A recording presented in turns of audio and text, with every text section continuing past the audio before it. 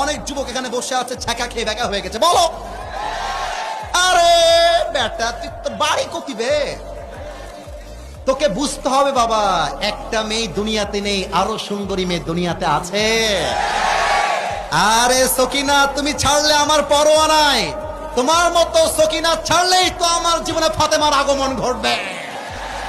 মাথায় রাখতে হবে, কোন মেয়ে চিট করলে আর বেটা মানুষের তো ছ্যাঁকা খাওয়ার কোনো প্রশ্নই নাই। ও একটা বিয়ে করবে, ওর জন্য একটা বিয়ে জায়েজ। আমি মরদ, আমার জন্য 4টা বিয়ে জায়েজ।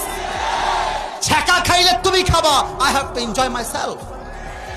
আমার কথা একটা বাবুরা, কোন মেয়ের জন্য লাইফ নষ্ট করা যাবে না। সালমান শাহের দিকে তাকাও, তার জীবন নিয়েছে তার বউ সামিরা। মেয়ে মানুষ বড্ড ডেঞ্জারাস ভাই, যাই বলেন। আমাদের পুরুষদেরকে বিশ্বাস করা যায়, বাট বেশিরভাগ ক্ষেত্রে নারীকে বিশ্বাস করা যায় না। 80% যুবকের জীবন নষ্ট হয় একজন চরিত্রহীন লম্পট মেয়ের জন্য, বলো।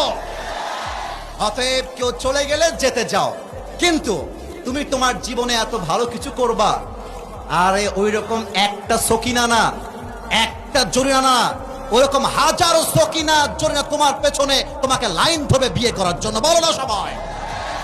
তাহলে আয়াতের মূল মেসেজ, কপালে যদি আল্লাহ মৃত্যু লিখে রাখে কেউ আটকাতে পারবে না, আর আল্লাহ যদি আপনাকে বাঁচাইতে চায় কেউ আপনাকে মারতে পারবে না। রাখে আল্লাহ, মারে কে? মারে আল্লাহ।